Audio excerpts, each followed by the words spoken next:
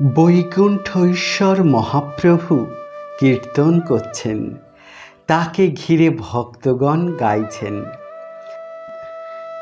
এই রকমই একদিন সংকীর্তন করার সময় প্রভু মাঝে মাঝেই বলছেন, আজ প্রেমানন্দ অনুভব করছি না কেন? নগরে পাষণ্ডীদের সঙ্গে কথাবার্তা বলার জন্যই এমন হলো? তোমাদের প্রতি কি আমি কিছু অবজ্ঞা প্রকাশ করেছি? তোমরা ভক্ত, আমার অপরাধ ক্ষমা করে প্রাণ রক্ষা করো। পরম ভাগবত উত্তম অদ্বৈত প্রভু ভ্রুকুটি করে নাচছেন আর বলছেন, কি করে প্রেম হবে? তোমার প্রেম সুখ অদ্বৈতই শোষণ করেছে। আমি এবং শ্রীবাস তোমার প্রেম ভক্তি পেলাম না, অথচ তুমি তেলিমালিদের সঙ্গে প্রেম বিলাস করছ। আচার ভ্রষ্ট অবধূত তোমার প্রেম পেয়েছে, কেবল শ্রীবাস এবং আমি এই দুই বামনী তোমার প্রেম পেলাম না। অবধূত কোথা থেকে উড়ে এসে জুড়ে বসেই তোমার প্রেমের ভাণ্ডারী হয়ে গেল। প্রভু, আমাকে যদি তুমি প্রেম না দাও, তাহলে তোমার সমস্ত প্রেম আমি নিজেই শোষণ করে নেব, তখন আমায় দোষ দিতে পারবে না। আচার্য শ্রী চৈতন্যের প্রেমেতে মত্ত হয়ে কখন কি বলেন, কি করেন, তার কোনো ঠিক ঠিকানা নেই। কৃষ্ণ সর্বদা ভক্তির মহিমা বাড়িয়ে চলেন। ভক্তরা তাকে যার কাছে বেচেন, তিনি সেখানেই কেনা হয়ে থাকেন। যিনি ভক্তি প্রভাবে শ্রীকৃষ্ণকে বেচতে পারেন, তিনি যে এসব বলবেন, তাতে আর আশ্চর্য হওয়ার কি আছে? গৌরচন্দ্র নানাভাবে ভক্তের মহিমা বাড়ান। তার অনুগ্রহরূপ দণ্ড সকলেই ধরতে পারে না। প্রেম সুখ না পেয়ে প্রভু যে মন খারাপ করেছেন, তার এই লীলা দেখে অদ্বৈত আচার্য মজা করে হাতে তালি দিয়ে নাচছেন। অদ্বৈতের কথা শুনে প্রভু আর কোনো উত্তর করলেন না। তিনি দরজার খিল খুলে গঙ্গার দিকে দৌড় মারলেন। নিত্যানন্দ এবং হরিদাস পেছনে পেছনে ছুটলেন। প্রেমশূন্য এই দেহকে রেখে কোনো দরকার নেই, এই ভেবে তিনি গঙ্গায় ঝাঁপ দিলেন। নিত্যানন্দ এবং হরিদাসও সঙ্গে সঙ্গে ঝাঁপিয়ে পড়লেন। নিত্যানন্দ তাড়াতাড়ি মাথার দিক এবং হরিদাস পা জাপটে ধরলেন। দুজনে মিলে তাকে ধরাধরি করে তীরে তুললেন। প্রভু বললেন, তোমরা আমায় কেন তুললে? প্রেমহীন জীবন রাখবো কেন? প্রভুর আচরণ দেখে দুজনেই ভয়ে কাঁপছেন। ভাবছেন, আজ না জানি কি অমঙ্গল ঘটে। নিত্যানন্দের দিকে তাকিয়ে গৌরাঙ্গ সুন্দর বললেন, তুমি আমাকে চুল ধরে টানলে কেন? নিত্যানন্দ উত্তর করলেন, তুমিই বা মরতে যাচ্ছ কেন? প্রভু বললেন, তুমি তো প্রেমে বিভোর, তাই অন্যের মনের অবস্থা বুঝতে পারো না। নিত্যানন্দ বললেন, প্রভু, সব দোষ ক্ষমা করো। তুমি যাকে সব রকম শাস্তি দিতে পারো, তার কথায় দেহত্যাগ করতে চলেছ। অভিমান করে সেবক যদি কিছু বলে, তার জন্যে কি প্রভু কখনো সেবকের প্রাণহানি করেন? প্রেমময় নিত্যানন্দের প্রেমাশ্রু বইতে লাগল। শ্রী চৈতন্য যে তার প্রাণ ধন বন্ধু সবই।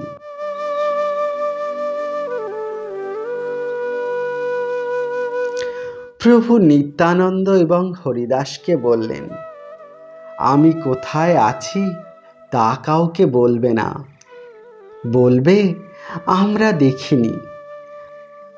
আমার আদেশ তোমরা এ কথাই বলবে, আজ আমি এক জায়গায় লুকিয়ে থাকব।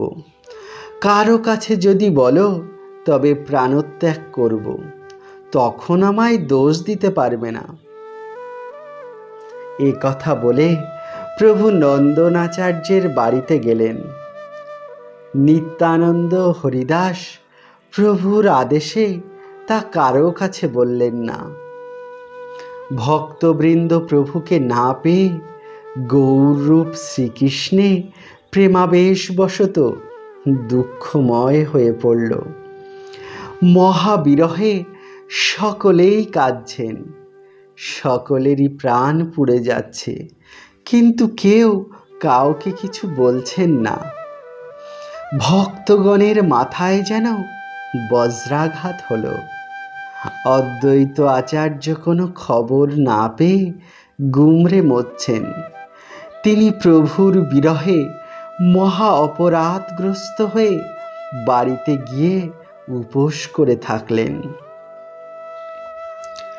গৌরাঙ্গ চরণ চিন্তা করতে করতে সকলেই শোকাকুল হয়ে যার যার বাড়িতে চলে গেলেন। প্রভু নন্দনাচার্যের বাড়িতে এসে বিষ্ণু খট্টার উপরে আসন করে বসলেন।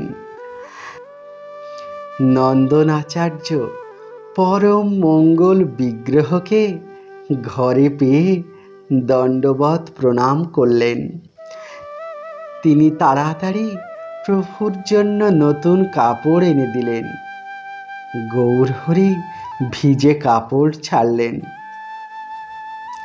তারপর তিনি প্রভুকে প্রসাদ, চন্দন, মালা, দিব্য অর্ঘ্য, গন্ধ সব এনে দিলেন। প্রভুর সর্ব অঙ্গ চন্দন ভূষিত করলেন। সামনে কর্পূর তাম্বুল রাখলেন।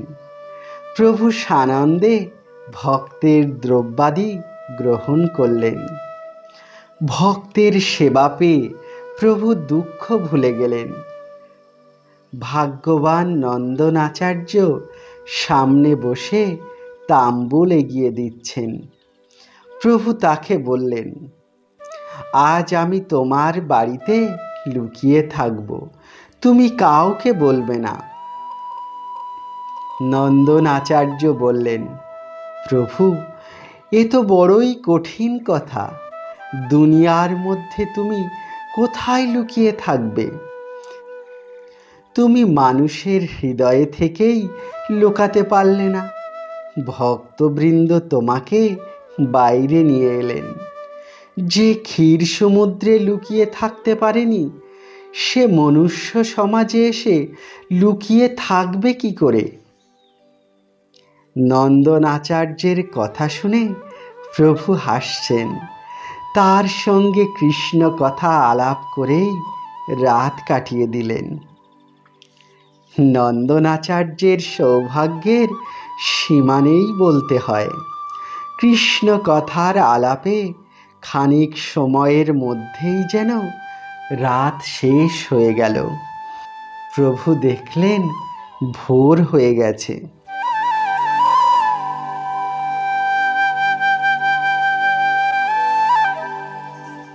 প্রভু অদ্বৈতকে দণ্ড দিয়ে এখন তার মনে খুবই অনুগ্রহ দেখা দিল। প্রভু নন্দন আচার্যকে বললেন, শ্রীবাস পণ্ডিতকে একাকী ডেকে নিয়ে এসো। তিনি প্রভুর কথা মতো পণ্ডিতের বাড়ি গিয়ে তাকে নিয়ে এলেন। প্রভুকে দেখে পণ্ডিত কাঁদছেন। প্রভু তাকে বললেন, চিন্তার কিছু কারণ নেই। প্রভু তারপর তাকে জিজ্ঞাসা করলেন, অদ্বৈত আচার্যের কি খবর বলো দেখি। শ্রীবাস পণ্ডিত উত্তর দিলেন, আচার্যের খবর জানতে চাইছ? আচার্য কাল থেকে উপোস করে রয়েছেন। তার শুধু দেহখানাই আছে। তিনি তোমার বিশেষ প্রেমপাত্র, আমরা আর কি বলবো। আচার্য না হয়ে অন্য কেউ হলে কি আমরাই এই দুঃখ সহ্য করতে পারতাম? আমরা সকলেই তোমার দেওয়া জীবন নিয়ে বেঁচে আছি। তোমার বিরহে আমাদের জীবন অত্যন্ত শোচনীয় মনে করছি। ভাবছি এভাবে বেঁচে লাভ নেই। অদ্বৈত যেমন অন্যায় কথা বলেছেন, তুমিও তাকে তেমনি উচিত শাস্তি দিয়েছ। এখন এসে অনুগ্রহ করো।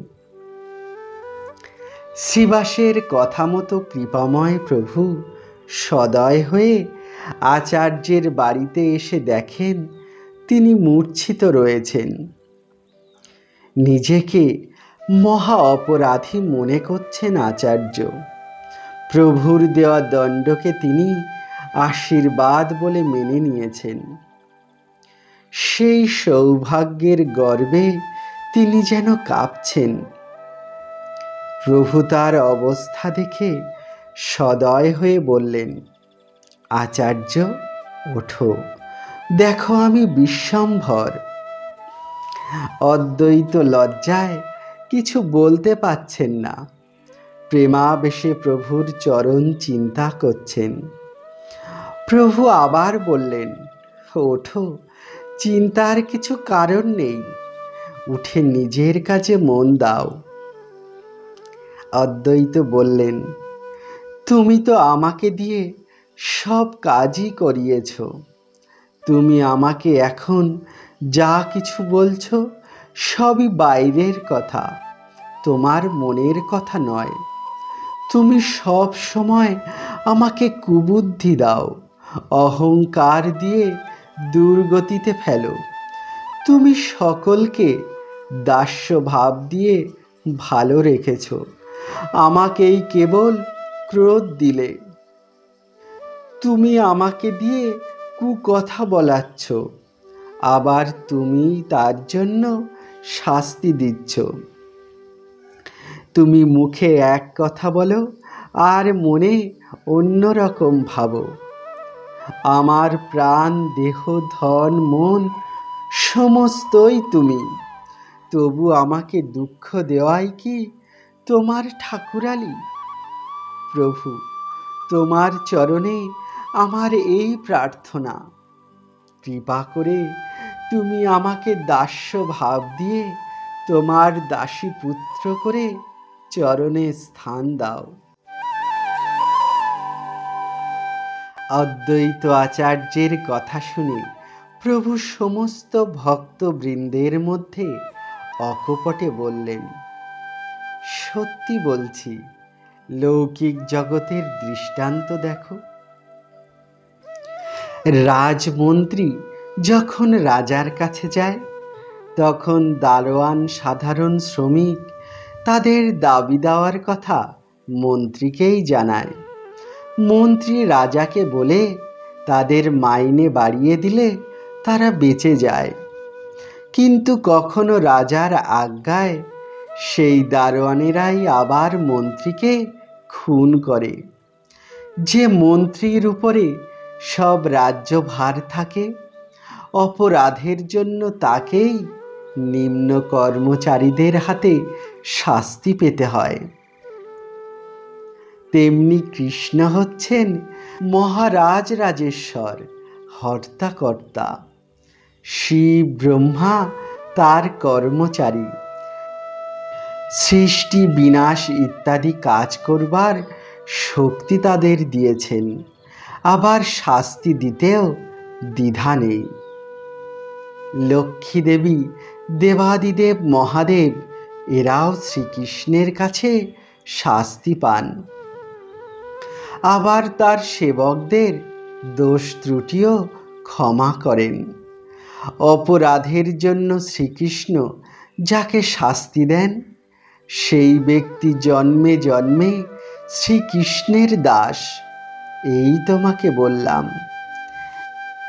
নিজের লোক না হলে তিনি শাস্তি দেন না। তুমি উঠে এখন স্নান করো, পূজা করো, তোমার কোনো দুশ্চিন্তার কারণ নেই। নাও, খাওয়া দাওয়া করো। প্রভুর কথায় অদ্বৈত মনে বড়ই আনন্দিত হলেন। দাসকেই দণ্ড দেওয়ার কথা শুনে তিনি খুব খুশি হলেন। এই তোমার ঠাকুরালী, বলতে বলতে অদ্বৈত করতালি দিয়ে নাচছেন। প্রভুর আশ্বাস বাক্যে তিনি আনন্দে মেতে উঠলেন। আগের সব দুঃখ তিনি ভুলে গেলেন। সমস্ত বৈষ্ণবগণই খুব আনন্দিত হলেন। হরিদাস এবং নিত্যানন্দও হাসছেন এবং হরিনাম সংকীর্তনে ভাসছেন। মহাপ্রভু গৌরাঙ্গ সুন্দর ভগবান আবেশে কখনো কখনো ভক্তগণকে ধর্মীয় সূক্ষ্ম তত্ত্ব বোঝাতেন। বরাহরূপে প্রকাশ হয়ে মুরারির বাড়িতে বেদ অন্ধ এ কথা বলেছিলেন। আবার একদিন ওই বরাহরূপে প্রকাশ হয়ে হরের নামৈব শ্লোকের অর্থ করলেন। শ্লোকটি এই: হরের নাম হরের নামৈব কেবলম কলৌ নাস্তেব নাস্তেব নাস্তেব গতিরন্যথা। এই কয়েকটি কথা মাত্র নিয়ে তিনি যে অর্থ করলেন, সকলে চমকিত হলেন। এই কয়েকটি কথার মধ্যে ওরূপ যে অর্থ আছে, এ কথা কেউ কখনো স্বপ্নেও ভাবেননি। তিনি এর কিরূপ অর্থ করেছিলেন, তার বিস্তারিত বর্ণনা কোনো গ্রন্থে পাওয়া যায় না। তবুও যে সংক্ষিপ্ত বর্ণনা আছে, তাই বলার চেষ্টা করা হচ্ছে। হরি নামই স্বয়ং ভগবান, ইনি আদি পুরুষ। এই নামরূপী আদিপুরুষ সকল সময়ে জগতে উদয় হন না, কলিতেই হয়েছেন। কেবল শব্দের অর্থ এই যে এই হরি ভিন্ন অন্য কোনো দেব উদ্ধার করতে পারেন না, এবং এই কথা যে পরম সত্য ও সর্বশাস্ত্রের চূড়ান্ত সিদ্ধান্ত, তা বোঝাবার জন্য 3 বার নাস্তেব বলা হয়েছে। যথা চৈতন্য মঙ্গলে উল্লেখ আছে, ইহা বলি আন দেবে মানে যেই জন, তার গতি নাই 3 বার এ বচন। এর থেকে বোঝা যাচ্ছে যে কলিতে কেবল হরি নামই গতি, অন্য দেবতার উপাসনায় উদ্ধার নেই।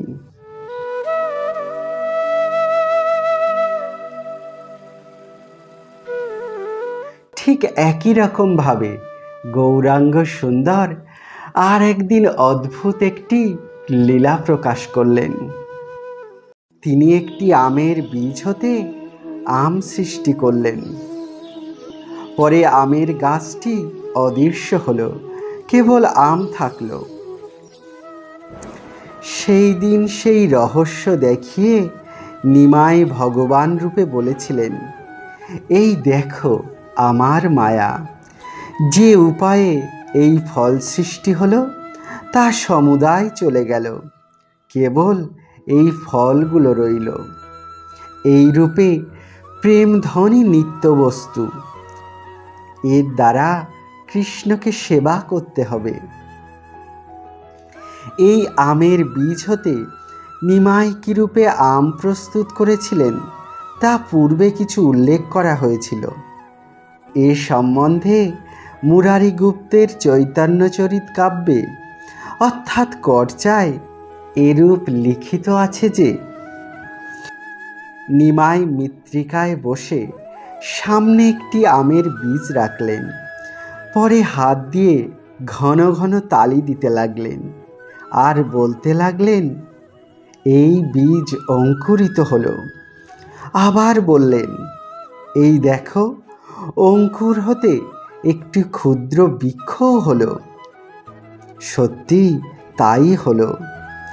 এই রূপে বৃক্ষে ফল ধরল, আর তাতে 200 অধিক পরিপক্ক ফল হলো। তখন সেই ফল পাড়া হলো, আর ধীরে ধীরে সেই আমের বৃক্ষটি অদৃশ্য হয়ে গেল, কিন্তু ফলগুলো রইল, আর তার দ্বারা কৃষ্ণকে নিবেদন করে সকলে প্রসাদ পেলেন।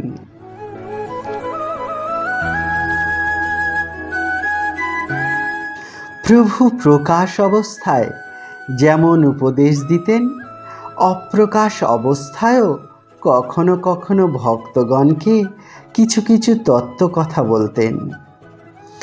এখনও সুবিধা মতো তার টোলের শিষ্যগণ তার নিকট এসে পাঠ নিতেন। একদিন একটি শিষ্য এসে বলছেন, আপনি কৃষ্ণ কৃষ্ণ বলেন, সেও তো একরূপ মায়াবই তো নয়। এই কথা শুনে শ্রী গৌরাঙ্গ অতিশয় কষ্ট পেলেন। শোনবা মাত্র কানে হাত দিলেন, আর মুহুর্মুহু কৃষ্ণ নাম করতে লাগলেন ও শেষে রোদন করতে লাগলেন। তারপরে বললেন যে, চলো আমরা সকলে গিয়ে গঙ্গা স্নান করে পবিত্র হই, কারণ কৃষ্ণ নেই। এ কথা শুনে আমরা অপবিত্র হয়েছি। সেই শিষ্যকেও নিয়ে গিয়ে কেউ গঙ্গায় বহুবার স্নান করানো হলো। গঙ্গায় ডুব দিতে দিতে তার অবিশ্বাস দূর হয়ে গেল। তবে এ কথাও উল্লেখ করার মতো যে প্রকাশের সময় ব্যতীত নিমাই কখনো কাউকে অলৌকিক কার্য দেখিয়ে স্তম্ভিত করতেন না।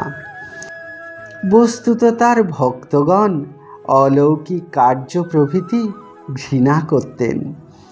প্রভু নিজেও অদ্বৈতকে বলেছিলেন যে তিনি ইচ্ছামাত্র কাউকেও কোনো রূপ দেখাতে পারেন না, এবং কী রূপে কী হয় তা তিনি নিজেও জানেন না। তবে একদিন রহস্য করে হোক বা বাধ্য হয়েই হোক, তিনি আরেকটি অলৌকিক কার্য করেছিলেন। জ্যৈষ্ঠ মাসের সন্ধ্যাকালে সকলে সংকীর্তন করতে উদ্যোগ করছেন। এমন সময় ঘোর মেঘ করে এলো। মেঘ দেখে কীর্তন হলো না ভেবে ভক্তগণ দুঃখ পেলেন।